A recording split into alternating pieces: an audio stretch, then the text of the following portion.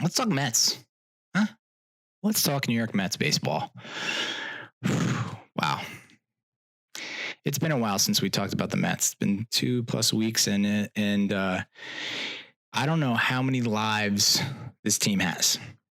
The New York Mets are essentially a cat. They have 9 lives. We had people canceling the season in June.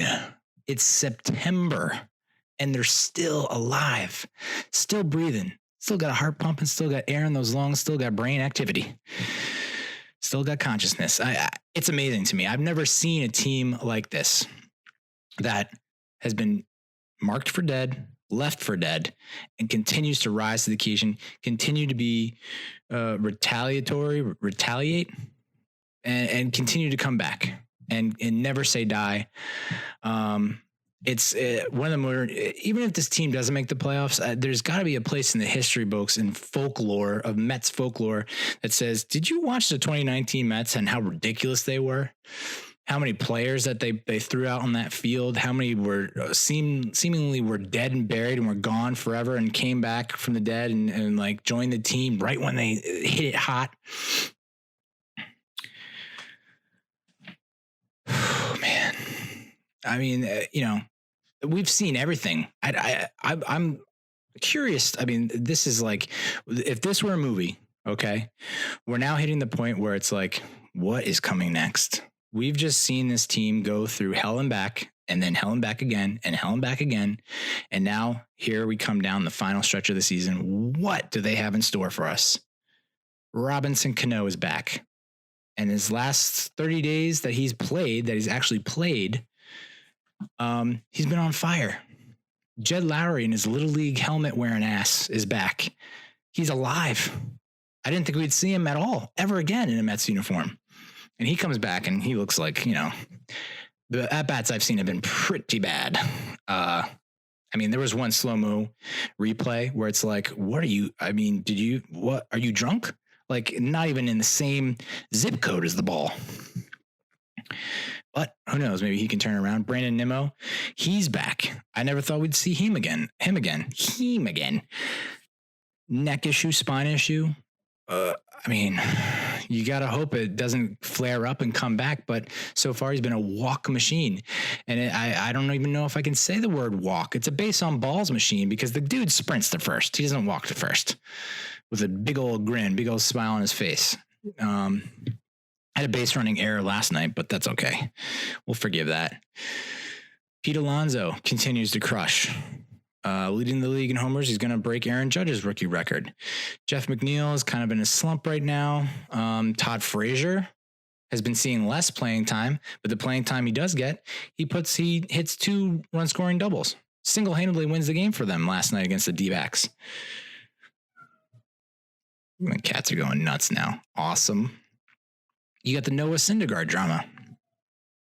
Noah, dude.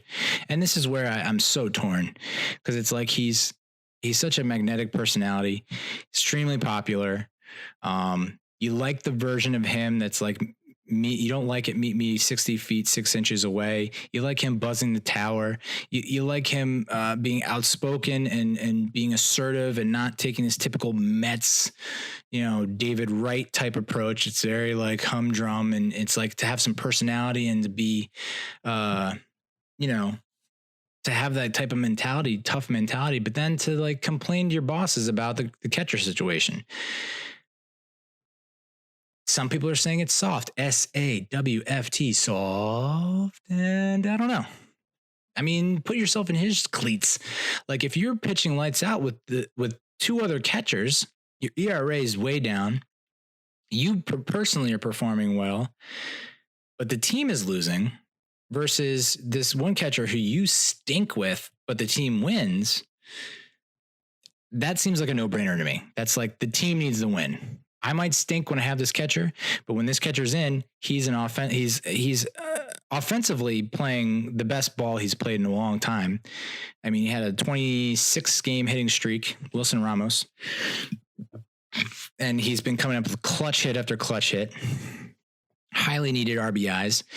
And now it comes down to like crunching the numbers and doing the math. Like, do you have someone in analytics or a statistician that's saying, hey, when Ramos is in the game, his offensive numbers give us more runs and wins than when he's not in the game and are pitching better.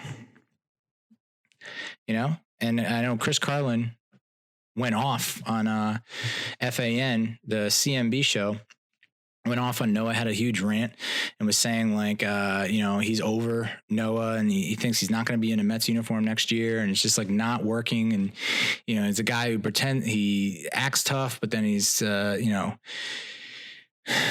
obviously Noah didn't want this to get out. I don't know how it leaked to the press. It's absurd that it did. It must be someone who just doesn't like Noah in the organization who must have overheard it or something like that. It's a game of operator at that point. There have been no contract extension talks yet. He just turned 27 and he just had one of the worst outings of his career where he gave up some like 10 runs to the Phillies or Braves, one of that. I mean, that was just like awful. And of course, Ramos was behind the plate when that happened.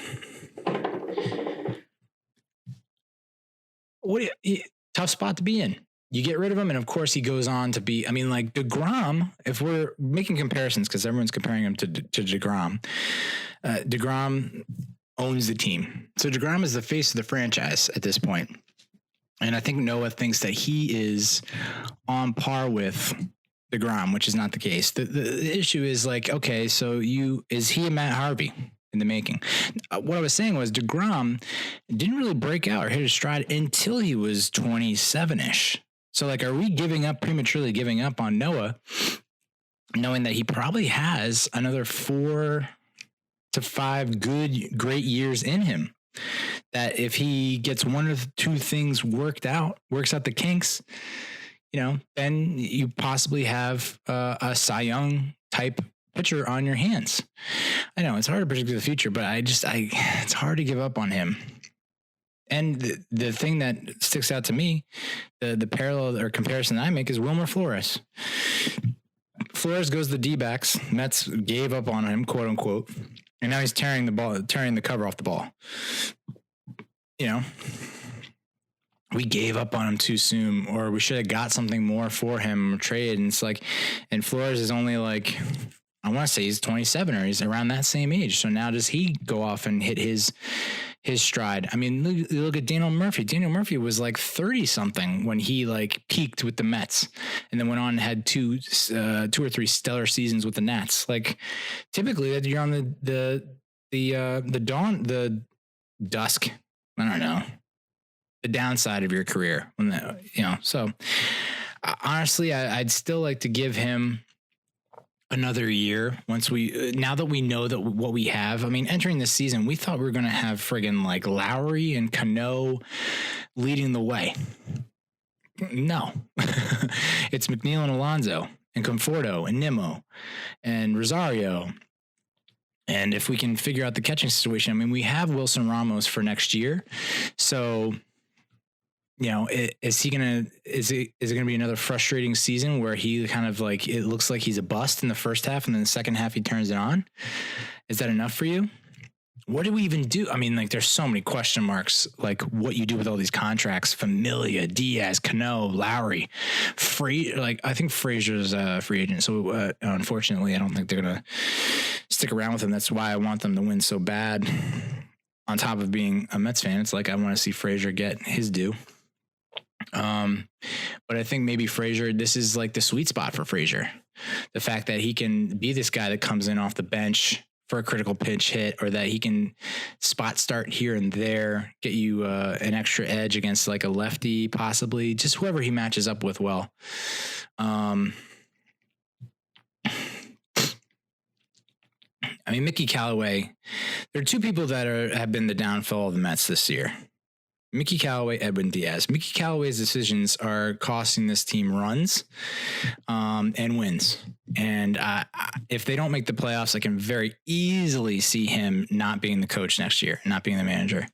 Easily. As much as the players love him and that he's a player's coach and he's like defending them and refuses to criticize them, you can't keep making bad decisions. This is year 2 of making critically bad errors that cost the team. You're going to walk a 194 hitter to get to Bryce Harper with the friggin' bases loaded. And we'll just, really quick, we'll get Bryce Harper out just really quick. And I get it. Harper has a tendency to struggle against the Mets. But still, good God, man. Focus on the present. I know you're trying to look ahead and you need to plan ahead at certain points. But really, I mean, the 194 hitter is the one that's going to get out.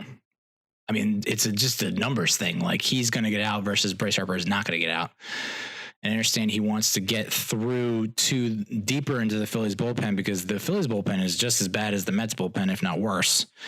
Of course, there was that hilarious video of it was the Mets game too, where the relievers running and sprinting in. You just see Real Muto. They cut to Real Muto close up, and he's just like rolling his eyes, like, I cannot believe we're going to this guy right now.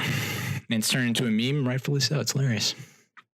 And then Edwin Diaz is the other person who's just. I don't know that you can keep this guy in a Mets uniform. I really don't. I cannot believe he keeps getting run out there. It is unfathomable that this guy continues to get opportunities, and that we just hope that he's going to fix it. And then one appearance out of 10, he looks like he's back to his form, and the other 9 is just are just awful, debilitating, soul-crushing appearances. I mean, the biggest one was the one that I would have recorded last week, and I probably should have because it was fresh and the wound was gleaming in the moonlight. But, I mean, they're up 10-4 in that game, and they give up 7 in the 9th to lose, and it's Diaz who gives up the home run to end it. Some are saying it's the worst loss in Mets history, and I just refuse to believe that. I just refuse. Biggest lead blown, maybe I could buy that, yeah. But worst loss, of course. But you know what was worse? Losing 6 straight at home and getting swept twice at home. Braves, Cubs. That is the worst stretch of games that you can ever possibly hope for. Braves are not going to catch. We understand that. The Cubbies, though, I mean, you got to take at least 1 of 3 from them. I'm honestly not worried about the Nationals at all. I think they have one of the toughest. I believe they have one of the toughest schedules heading down the pike. The Mets have the most home games out of any of the teams in the race. So they have 13 home games, and I think the winning percentage for their opponents is less than 500. It's like 480, 490 something. So they have one of the easier schedules coming up. It's like you just got to sweep at this point. Rockies, Reds, Marlins. Sweep. You cannot lose one of those games. That's 9 to 10 games. That can be 9 to 10 wins. Have to win every single one of those. Because for whatever reason, we own the Nationals. I feel like we can beat them.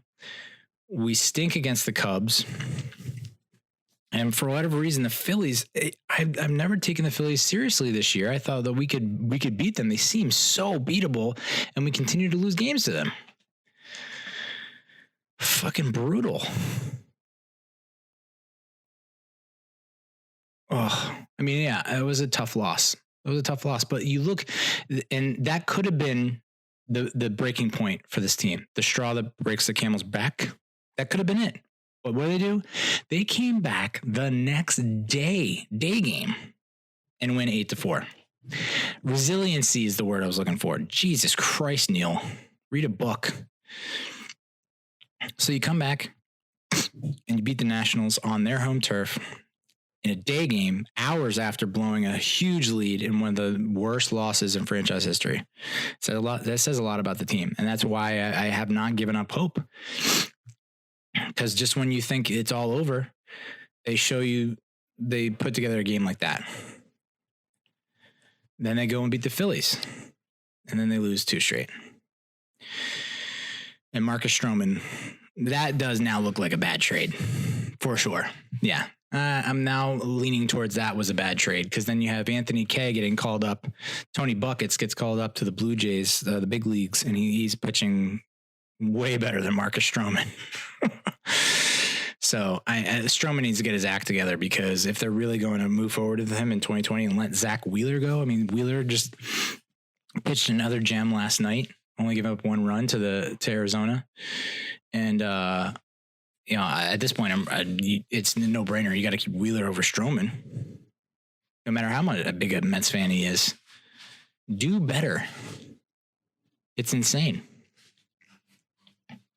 But, thank God for Seth Lugo and Justin Wilson.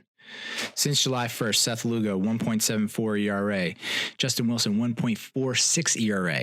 And now, I don't know how they're doing it, but Mickey Callaway is now going to them for multiple inning saves. 2 inning saves he's asking out of Seth Lugo and Justin Wilson. You can only do that for so long. I don't know how they keep doing it. Seth Lugo has the most relief appearances of at least 2 innings without allowing a run, 13, which is crazy. And I don't think I've ever seen a team do this before. Just not have a closer. A dedicated closer comes in for 1 inning. They got 2 closers who have to work multiple innings to get the save. Yikes. And like the Jacob deGrom disrespect that the Mets offense shows to him is just outrageous. So this stat was from last week. This does not include, I think, his last 1 or 2 starts, but in 57 starts, he has 16-17 record with a 2.13 ERA. I mean,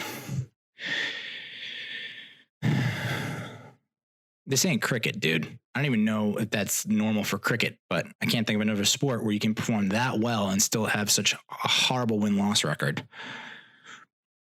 That tough loss against the Nats, the one that Diaz blew. The Mets entered the bottom of the 9th inning with a 99.7% chance to win, and they lost. I mean, to me, and maybe this is already happening, you can't put them out there. I mean, maybe you put him out there if you're really blowing out a team and it's like the 6th or 7th. He should not ever see the 8th or 9th inning, and he should never come in with people on. And the moment he starts to crack, someone's up and warming up, and you delay the game. You just have to. I mean, he's just, yeah. Unbelievable. So we got 2 more with the Nats. We got tonight. Today's Wednesday, 11th recording. So it's the game tonight, 7, and then another game against the Diamondbacks. You sweep this series. That's nice. Diamondbacks are ahead of the Mets in the wild card race. I think they were next in line. So right now it's the Nationals who have like a 90% chance of making the playoffs, even though I think I don't know. I honestly think they're going to crash and burn. And they have the Cubbies who have like I think a 30 to 40% chance of making the playoffs. They look good. I know Cubs fans will probably disagree, but like them getting Castellanos, that's the guy I wanted the Mets to get. And he's been like absolutely demolishing the ball for them. So I think that they're in a good spot. Diamondbacks, I don't know why or how they're in the position they're in from what I've seen so far. Of course, watch them probably come out and just crush us the next 2 games. Cause like, I mean, we did throw deGrom and Wheeler at them. Good Wheeler. So if we sweep the Diamondbacks, we're in a very good spot. If we don't, But the Brewers just lost Christian Yelich for the season. That is a major blow. So in my mind, cross them off the list. The Phillies are the Phillies. I think that bullpen is going to continue to kill them. And I mean, they have some good pieces, but I don't know. I don't believe in them at all. I think that, I think that they're going to have a tough time pulling it together. They also have one of the most away games. They have more away games than home games heading down the stretch. And I think their opponents are like playing over 500. So it's going to be a tough road to hoe for the Phillies. After the D-backs, we got 3 games with the Dodgers, which got to get at least 1 from that series. You have the Rockies, got to sweep that. Reds, Marlins, sweep. So I'm looking at, if we're at 72, 73 wins now, 73, 74. If you can get to 83, 84 wins in that final week or so, final 2 weeks, you're in a good spot. So that's what I'm counting on. Nationals to crash, the Crashionals. Phillies to kind of sputter. I think they've been playing around 500 balls since the break, after having an outrageous May. And the Mets to just take off. And I think that everyone's got that vibe now. Like, we got another run on us. We had one of the all-time runs, 15-1, 18-2, something like that. And I think now that we're getting everyone back healthy and full strength, offensively, we should be in a good spot, even though they've struggled the past 2 games to put up runs. If they start clicking again, Alonso, Conforto, Nimmo, Rosario, McNeil, and if Cano continues to stay hot, now you're running into a different champagne problems of like, well, who's going to get the nod now? The beauty of that, the pro side of that, the upside is like, you have options, dude. Who's hitting the best against this Joker? Throw them out there, and that depth is what they lacked previously.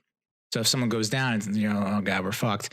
Now it's like that with the expanded roster, 40-man roster, September call-ups. That Sam Haggerty guy, Sam Haggerty, love that guy.